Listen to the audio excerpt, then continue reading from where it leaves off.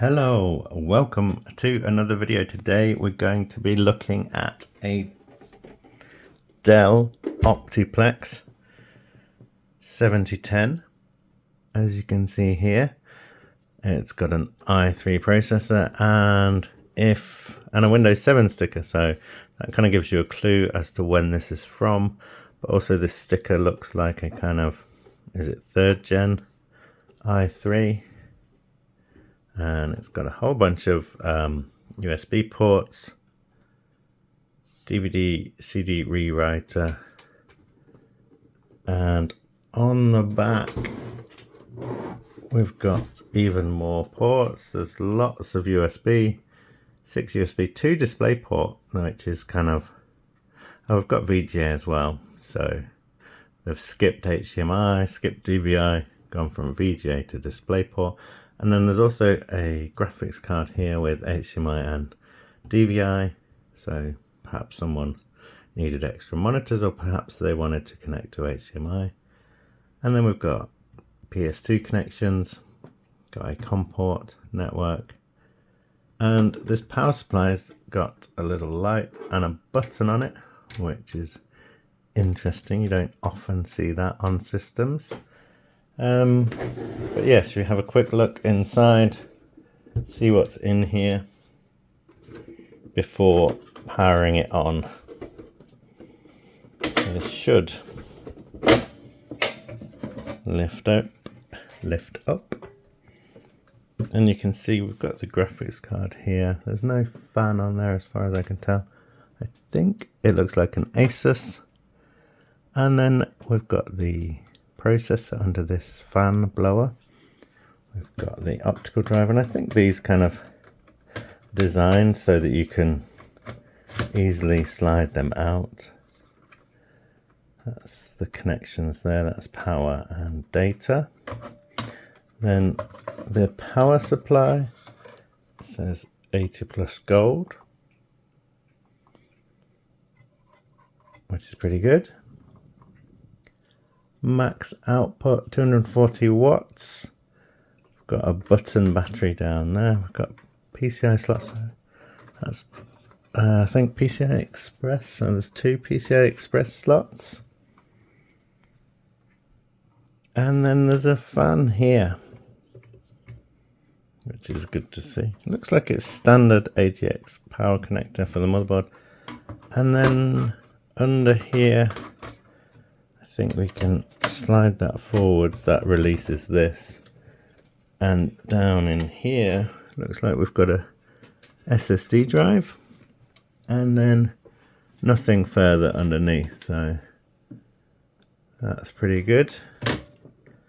Let's lock that back into place, put this back, and then we can power it up and see what we've got, whether we've got a working system or not, and how much memory. The memory is probably way under there, so difficult to get to. So this EIZO monitor is 19.6 inches and is a 4:3 aspect ratio.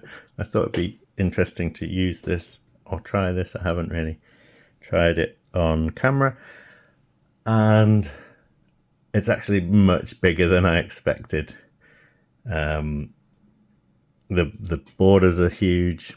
19.6 in a 4:3 aspect ratio means it's really tall, whereas behind it we have a standard widescreen monitor that, you know, is much less tall. So filming using this monitor does make things a little bit more difficult, just in terms of making sure you can see the computer properly and things like that. So this EIZO monitor is actually from 2003. So that's 22 years old. It's got 2 VGA inputs, and it's a little bit dull, but let's just power this system up and see what happens. I'm going to plug the power cable in now.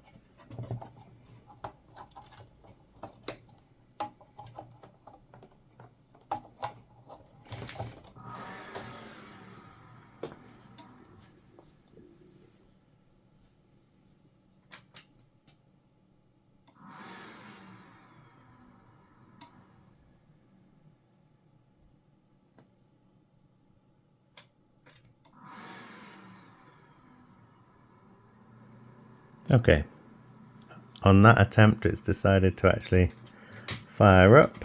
There's no drive in there. Not sure why we're not getting anything from the monitor.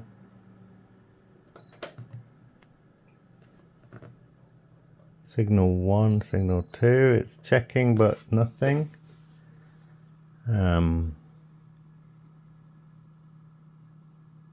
I wonder if the onboard graphics on this have been disabled and they've set it to only use this one. So I'll plug into the graphics card. Okay, I've connected to this, but I'm using a DVI to VGA adapter. I'm not getting any signal. So this only takes VGA input, so I'm gonna have to switch to a different monitor. Okay, I've connected this via HDMI to this graphics card, and there we go. We're not getting any boot device, so maybe the driver's been wiped or doesn't work. Let's have a look in the BIOS and see what we can see.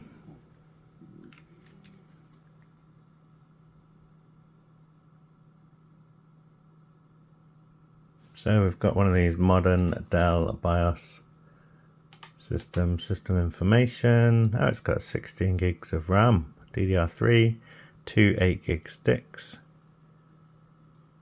and we've got an i5 3470. So it does have an i3 sticker, but it must have been upgraded at some point to an i5, so that's quite nice. Well, better than an i3 anyway. And it says it's got a Kingston 240 gig SSD drive. And we've got NVIDIA graphics. So I'm not sure why it's not booting. Maybe the drive was simply wiped. And in that case, we can try and put Windows or some operating system on it. But for speed, I'm just going to try and put Windows 10 on it. So I'm rebooting. I've put a Windows 10 USB in here, and we'll see if this lets me install onto this drive.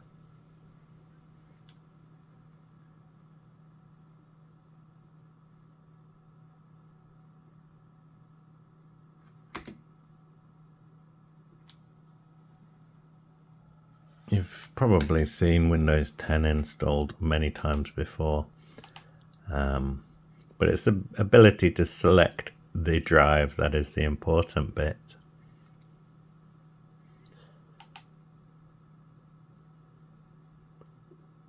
Trying to work out whether it would have had Windows 10 on here and whether it's got a license.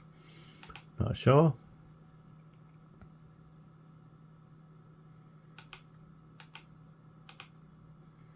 So, yep, we've got a drive. So I'll just remove all of these.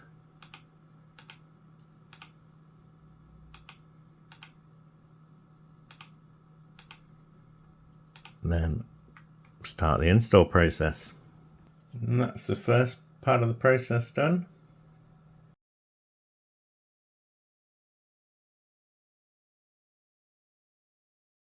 And we're in Windows 10. That took barely any time at all. So we've probably not got any drivers. Just right clicking on the start button, going to device manager to check the situation with drivers, and display adapters. We've just got Microsoft Basic Display Adapter. So I'm going to connect to the internet, let it get some drivers, and I'll also be putting on Core Temp and some other tools to check the temperature of the system, the processor. This will give me an indication as to what kind of condition the system's in and whether I need to replace a thermal paste. I probably should, ideally, just to make sure it's okay. I've got some NVIDIA drivers here, so let's just see if that will work for this graphics card. This is quite an old graphics card. It's a GT something. Let me just have a look. So that graphics card is a GT 710, 1GB DDR5. If we're lucky, this will include drivers for it. If we're not lucky, then I'll have to go and download them. So I'm also going to put on CPU-Z. That will let us stress the CPU, give it a full 100% load.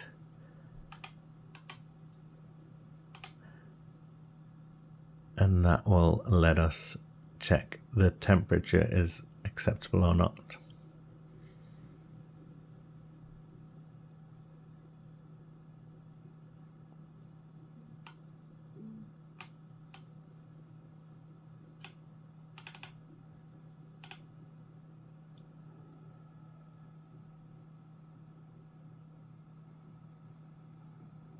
So this is the i5 3470, 77 watts. It's 4 cores, 4 threads, Ivy Bridge. The main board is a Dell Q77. We've got DDR3, 16 gigs of RAM running in dual channel, and there's individual Kingston 8 gig sticks.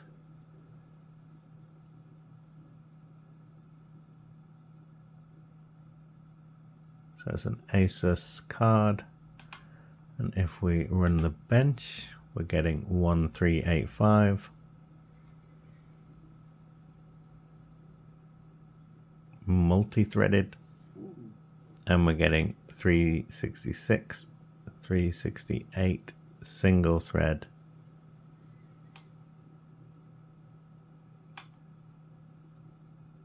So I'll just press stress to leave that running so that the temperature of the processor, or rather it's at 100% load, and I'll see if this has the drivers we need.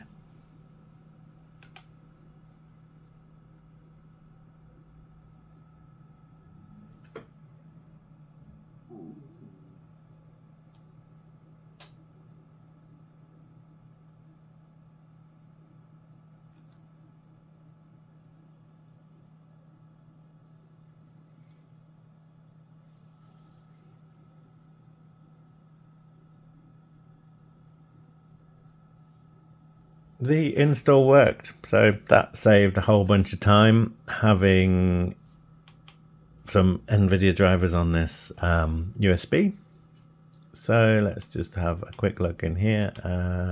Let's have a look at device manager. Yep, it's a GT710. We've got GeForce Experience loading, which I'll get rid of, and I'm just going to leave it running CPU-Z, and we'll just monitor the temperatures after a while. This has been going for at least an hour now. The maximum temperature is around 61 degrees C, and it's hovering around 59 to 60. So that looks like it's perfectly happy and running quite nicely. Just doing some Windows updates, updating some more drivers, and I think this will just be a basic office machine. Someone could, if they wanted to, put in a low profile graphics card that doesn't need a power connector, and they could turn this into a gaming machine if they wanted to, but I think for this machine it's probably going to be something I'll be giving away as a basic office machine. It's up and running, relatively quiet, just seems like a solid little machine. So yeah, if you've got this far in the video, thanks for watching. Feel free to like, comment, subscribe, and there'll be more videos coming soon. Let me know in the comments what you would do with this machine. To be honest, it seems pretty good. I think it's been upgraded by someone before, 16 gigs is probably more than it originally came with, and seems to be running quite nicely. Bye.